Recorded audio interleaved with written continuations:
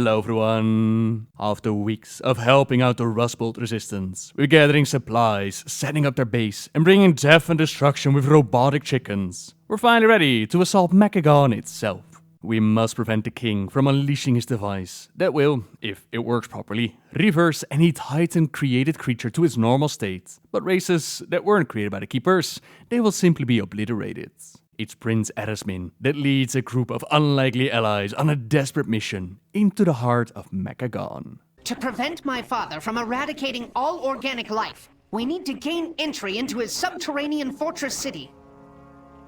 Luckily, the flying mechanical terror that patrols this region has a control module that can open the gates. Assaulting it head-on would be ill-advised, but disabling its remote power node should render it vulnerable. The nodes are scattered throughout the junkyard. I've calibrated my sensors to detect them when you're in proximity. So we're gonna root around through the garbage, looking for nodes that may not even be there? All while avoiding a flying death machine so that we can break into a fortress that has even more death machines? Your assessment is accurate. As you can tell, our adventure does not begin in Mechagon itself. We're actually starting from our little base where we've been gathering so many scraps. Our first target is the HK-8 aerial oppression unit that's been flying over the island, making sure to take out any threats in the sky. To fight it, we'll first need to take care of the other 3 bosses, and we get to decide in what order we want to do it. Say that you do want achievements, a mount and an extra reward. You could decide to do it the hard way, by engaging the boss while the aerial unit patrols the area. For us, this was really hard to deal with, a melee-heavy group while dealing with kamikaze bots. That's not a fun time, but the option is there if you're seeking a challenge. The normal route that will take you to where the unit is not patrolling, and for us, we started with King Gobbamak. You challenge me?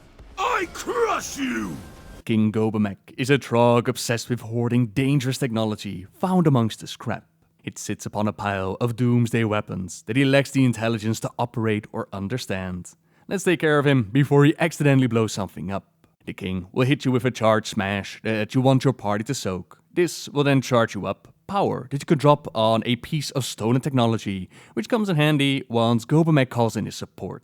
The ads will focus on random players. All you gotta do is make sure to bring them to one of those activated devices, and they'll take care of them. Besides that, just avoid the rocks falling around, and the king should go down. You have 0 seconds to comply. Crown for king!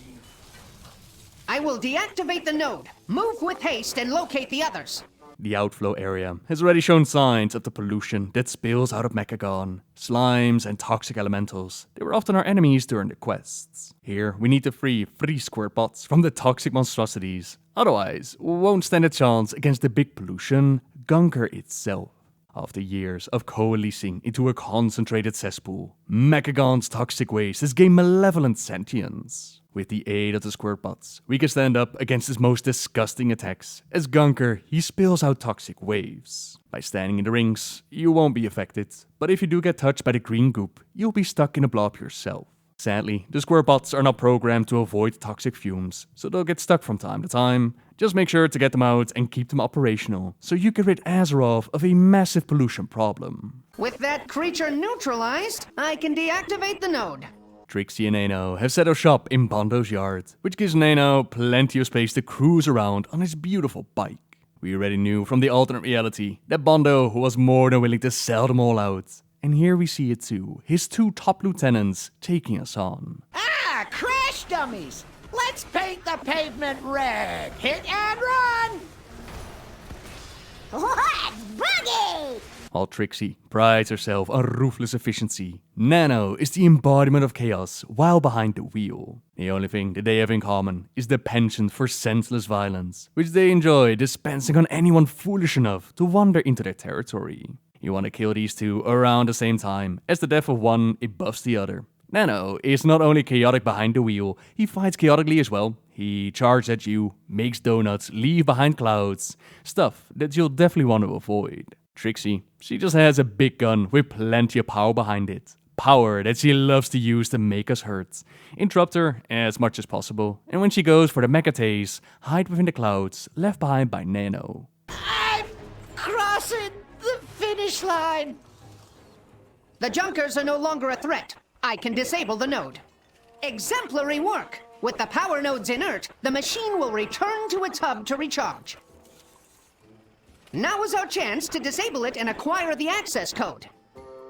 By shutting down the power grid, Tinkmaster Overspark has turned the hunter into the hunted.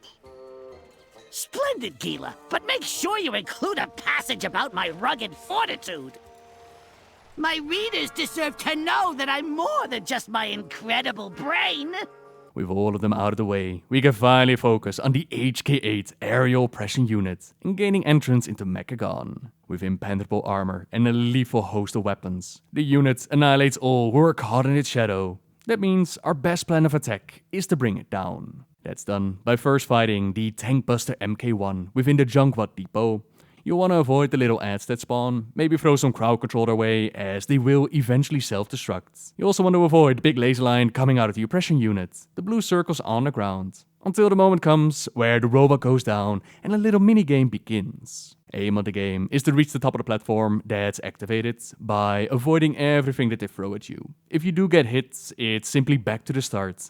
Now once at the top, you can start hacking the pillar, emptying out the bar until it's complete and the arrow unit is overcharged and forced to the ground. For a brief period of time, it's going to be stuck there. It will now take massive increased damage. Use that moment to your advantage to bring the hurt. Eventually, it will reboot its systems, go back into the air. Just do the same as before. Bring it down until it stays down. Impertinent imbeciles! You will pay for this! Finally, it's time to leave the island behind and enter the legendary Mechagon. Let's not forget that is the reason why we came here to begin with. Originally, we weren't planning on being part of any kind of rebellion, but that's just life in Azeroth for ya.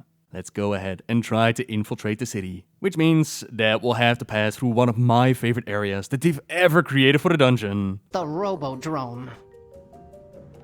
What a matchup we've got tonight, folks! Sparks are gonna fly! Wait, what's this? Some surface dwellers have unwittingly stumbled into the arena! A word of caution to anyone sitting in the splash zone. Watch out for blood! Any fans of Robot Wars out there, you will recognize this room immediately. There are buzzsaws from the floor, there's death around its edges, and of course the house robots, ready to give the audience what they want. Death and destruction. Now this is a statistical anomaly. Our visitors are still alive!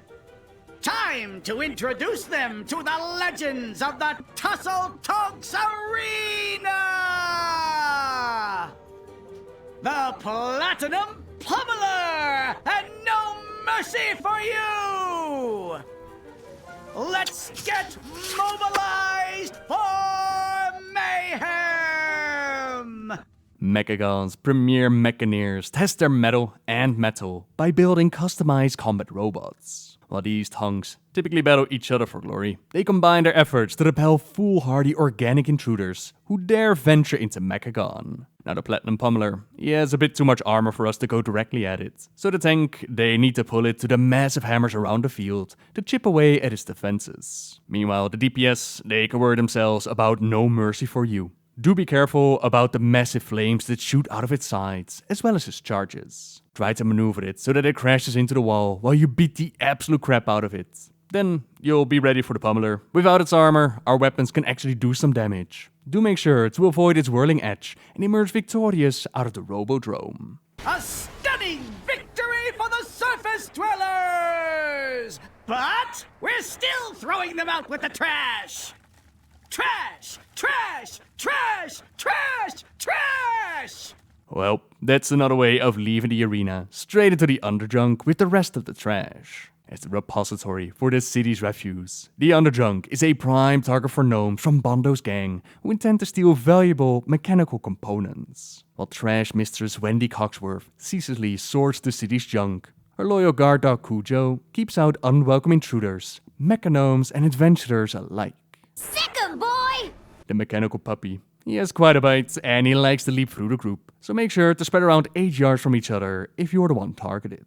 The boxes dropped on the fields. They might be a bit annoying to avoid during the fight, but definitely become a lifesaver when the dog unleashes its venting flames. You can hide behind the box, you'll be out of line of sight.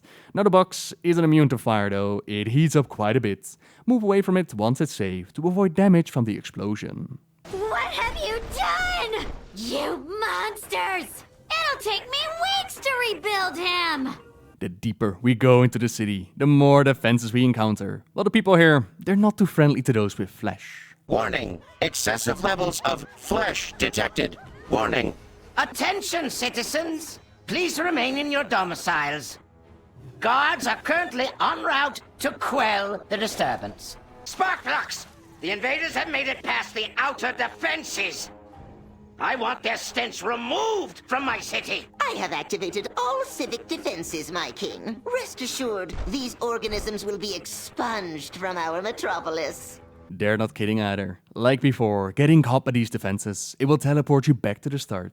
But at least the city, it does provide some fog we can hide in to avoid detection by the detectobots. Cheesing it with bubble, for example, that sadly doesn't work either, and they'll zap you right back. But just look at how beautiful the city is, with its machinist garden maintained by head machinist Sparkflux. Welcome to my garden, trespassers! I'll just take a little off the top. My roses are of the highest caliber! Beautiful, and definitely dangerous. The metallic gardens are designed for both recreation and retribution. With a flick of a switch, the idyllic scenery transforms into a death trap from which no interloper can escape. Sparkflux himself, he doesn't do a whole lot, besides toss out terrible puns and grenades, but he isn't a big deal to deal with. The real threat that comes from the garden, cogwheels flying around, flame beams and hidden ads, and all kinds of death it hides amongst the bushes. What you want to do is avoid these traps while beating up the Mecha-gnome to get out of this very pretty area and towards a final boss. This can't be right. I will say though, Mechagon is a beauty to behold, and the music in this place is simply fantastic. I've heard a lot of people wishing for the Mecha-gnomes to become an allied race. With a city like this, I can't really disagree. Even the island itself, with its rares and daily events, it's been an absolute pleasure to play through. We can commandeer that transport to access Mechagon's tower. So, my misguided son returns.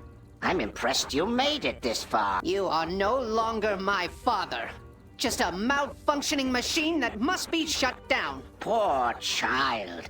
If only you could accept the truth. The curse of flesh has run rampant across Azeroth, and I will replace it with mechanical purity. As maniacal as he is brilliant, King Mechagon despises all organic life. With his mech-originator primed and ready, nothing stands in the way of his scheme to purge the curse of flesh from Azeroth and mechanize the entire world. Witness perfection! Us versus the king and his flying machine. This doesn't seem too bad. All we gotta do is make sure to avoid the orbs that float around. You can see where they're going to go next with the arrows, as well as the blue swirly clouds. When the king goes up into the air and uses cutting beam, make sure not to get cut. There's also a Giga Zap that will target a player in your group.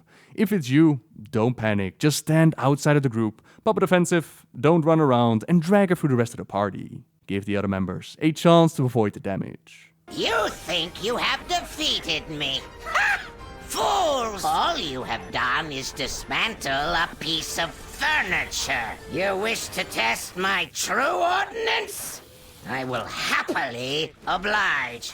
Time for the final phase, where the king brings out the big guns. What better way to end this adventure than to have a fight against the Mega Death Robot? The orbs still float around. Giga Zap has now increased in size, and you'll want to make sure to be topped off in health to take the damage. And the tank, they must always stay on the robot. Be careful that the Magneto arms don't drag you to a quick demise. Take out the robot, take out the king, and save the world from being vaporized. But you are inferior.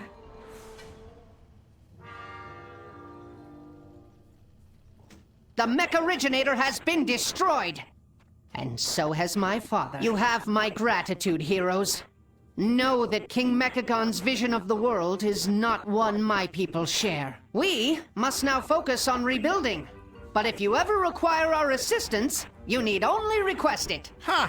This partnership wasn't that bad.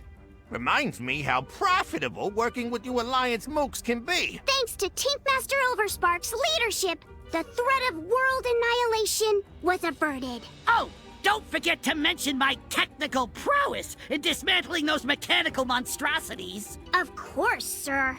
Prince Edismin, or perhaps now King Edismin, as his father is no more. He will lead his people with wisdom, ingenuity, and humility. They did put out the offer to assist us when it's needed. Could this be the introduction to a brand new allied race, or perhaps even go further? Will the exploration of Mechagon reveal a brand new class like the Tinker that people have been wanting for quite a while now? Time will tell, I suppose, but this is the story of Mechagon. Coming Monday, we'll dive into the story of the Eternal Palace and talk about what happens to the raid. For now though, thank you very much for watching everyone. Subscribe if you like my videos, leave a like if you enjoyed this one, and until next time, see ya!